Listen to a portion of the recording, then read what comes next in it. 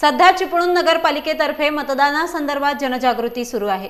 येणाऱ्या निवडणुकांमध्ये जास्तीत जास्त मतदारांनी मतदान करावे, मतदानाची आकडेवारी वाढावी या जिल्हा प्रशासनाच्या निर्णयामुळे चिपळूण नगरपालिकेने आता शहरातील मुख्य चौकांमध्ये पथनाट्य सुरू केले।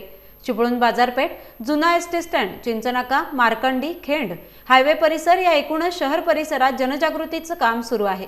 पाहुयात जनजागृतीपर पथनाट्यातून होणार हे सादरीकरण। सुस्वागत रंग देवता आणि रसिक प्रेक्षकांना विनम्र अभिवादन करून आयाउस थिएटर्स सविनय सादर करत आहे चिपळूण नगर परिषद चिपळूण पुरस्कृत पथनाट्य चला मतदान करूया, चला मतदान करूया। मंडळी, आपल्याकडे सगळीकडे होळीचा उत्सव सुरू झालाय। सगळीकडे आनंदाची रंगाची उधळण होते। प्रत्येक जण होळीच्या रंगात न्हाऊन गेलाय। पण हा सण शांततेने आणि पावित्र्याने साजरा व्हायला हवा, नाही का? हा, आपल्या परंपरेप्रमाणे संकासूर तर नाचायलाच हवा, लावणी तर व्हायलाच हवी।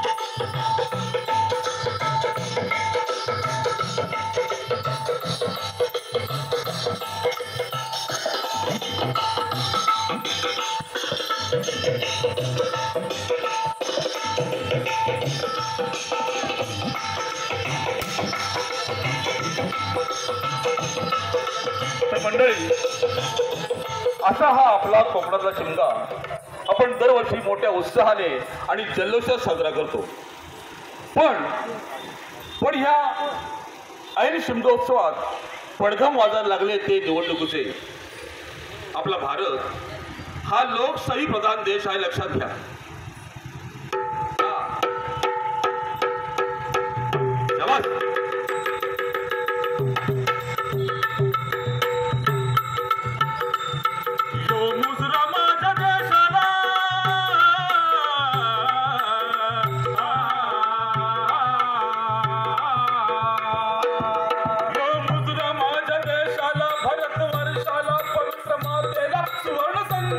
भूमीचे करू किती गुणगान गिरजी, भूमीचे करू किती गुणगान गिरजी। ही भूमी रत्नांची खाण, ही भूमी रत्नांची खाण, वीर विद्वान जगी बहुमान अशी संतान। धन्य धन्य सन्मान गिरजी, मातेचा धन्य धन्य सन्मान गिरजी, मातेचा धन्य धन्य सन्मान गिरजी। युगायुगांचे पुण्य पदरात साठवलं असेल तरच या भूमीत जन्माला मिळते बरं का। अशी ही पुण्यशील भूमी, तिची परंपरा थोर आहे, महान आहे। अशी या भूमीत अवतारी मानवाने कसा जोड्याने जन्म घेतलाय। आपल्या पावित्र्यानं, आपल्या शौर्यानं, आपल्या गुणानं या देशाची शान वाढवली आहे। एकमेकांच्या अलौकिक परस्पर पूरक अशा गुणांनी या देशाचे नाव अजरामर केलं आहे। मंडळी, गुणाजी शेठ बरं का, काही त्यांची तळमळ, काही त्यांची तळमळ प्राणांतिक अर्थाने आपल्या सवंगड्यात साथ घालतायत। गुणाजी शेठ बरं का। आले गुणाजी चालती चालती गजराज लाजती लाजती गुणाजी चालती गजराज लाजती लाजती कुणाची चालती चालती गजराज लाजती लाजती. मंडळी कुणाची शेड बरं का. हा हा हा आले आले आले आले. बापरे काय करता थोडा बघा.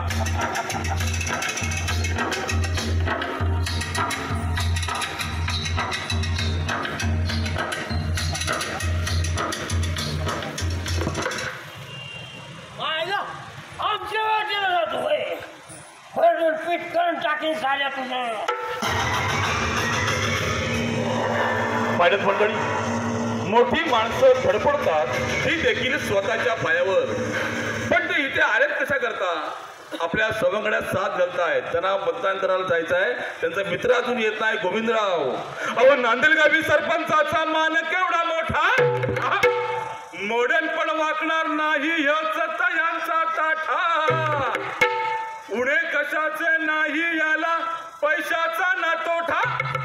हौशी मौजी अंगात मस्ती दिला नाही छोटा.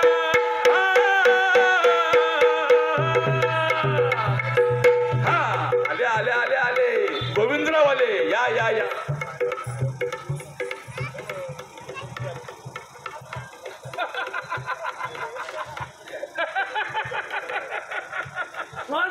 असायचं चांगलं सांगून ठेवतो.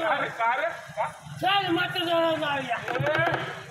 मी मतदान करणार नाही सांगून ठेवतोय. मला मतदान करायचं नाही. काय रे काय घोडं मारलंय मतदान तुझं. अरे काय मतदान करून काय फायदा. काय होणार त्याला. काही होऊ शकत नाही. मला मतदान करायचं नाही म्हणजे नाही. तुला जायचं तर तुझा वांद्या मूर्खासारखं बोलू नको. तुला माहितीये तुला मतदान करावं लागल. मी सांगतो म्हणून. त्या माईला दुनिया मी तुला शेवट आणि फायनल सांगतोय. मी मतदान करणार नाही म्हणजे नाही. वांद्या वांद्या असायचं चांगलं सांगून ठेवतो. चल मतदान जाऊया. मी मतदान करणार नाही सांगून ठेवतोय. मला मतदान करायचं नाही. काय रे काय घोडं मारलंय मतदान तुझं. अरे काय मतदान करून काय फायदा. काय होणार त्याला. काही होऊ शकत नाही. मला मतदान करायचं नाही म्हणजे नाही. तुला जायचं तर तुझा वांद्या मूर्खासारखं बोलू नको. तुला माहितीये तुला मतदान करावं लागल. मी सांगतो म्हणून. त्या माईला दुनिया मी तुला शेवट आणि फायनल सांगतोय. मी मतदान करणार नाही म्हणजे नाही. वांद्या तुला सुद्धा शेवटचं आणि फायनल सांगतो.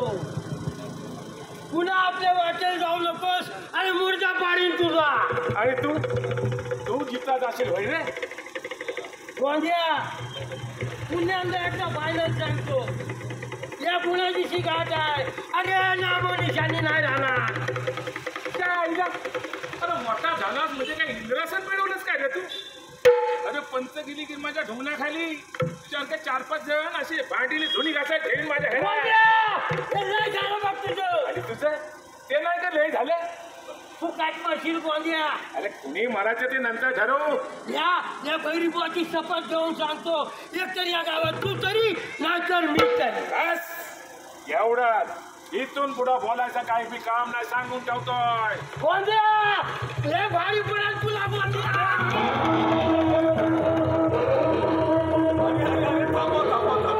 बरेच मंडळी मतदान करायचं नाही या विषयावरून दोघंही एकमेकांच्या उरावर बसले.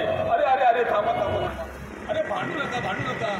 चला चला दोघांनी एकमेकांची गयामेंट करा आणि पुन्हा गोविंदाने मतदान करायला चला. चला पुढे चला.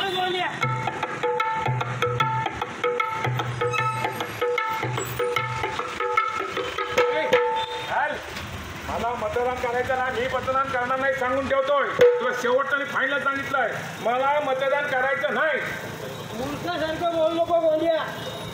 तुला माहितीये तू ज्या घरात राहतो त्या घराची किंमत कोण ठरवतं. कोण ठरवतं मला काय माहिती. एखादा माणूस बंगला बांधतो घर विकत घेतो फ्लॅट विकत घेतो. त्या घराची किंमत कोण ठरवतं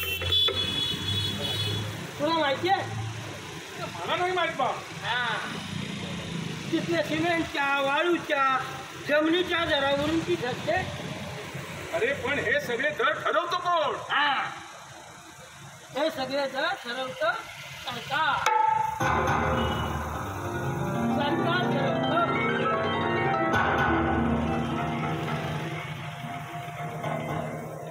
सरकारचं कुठे ना कुठं अप्रत्यक्षपणे नियंत्रण असतं.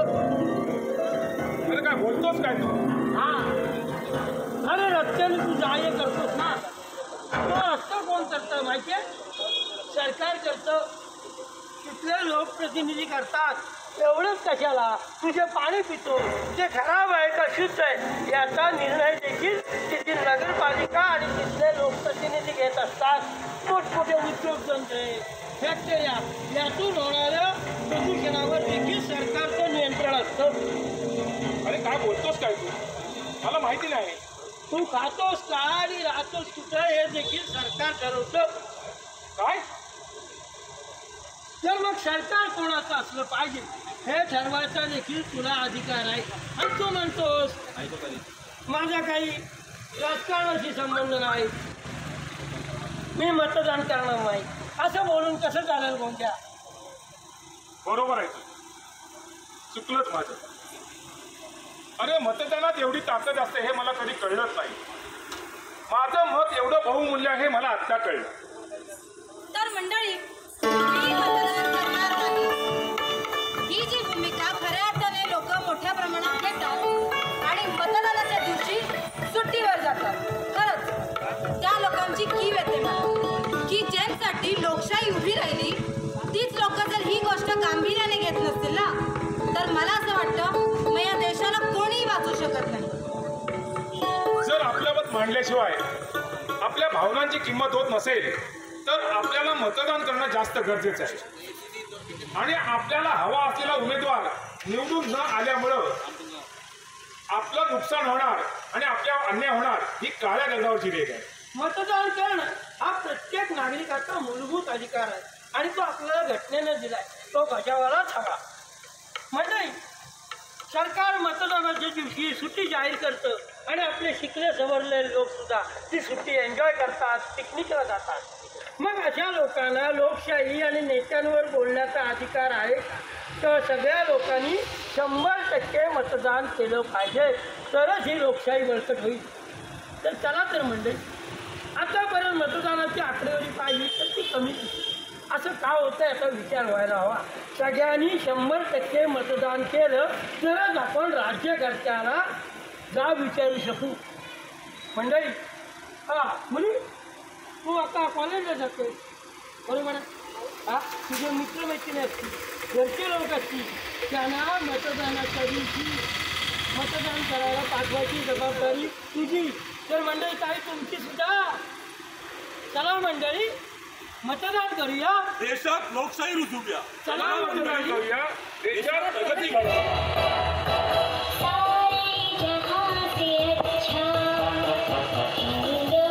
मतदार बंधु भगिनींनो, दिनांक 7 मे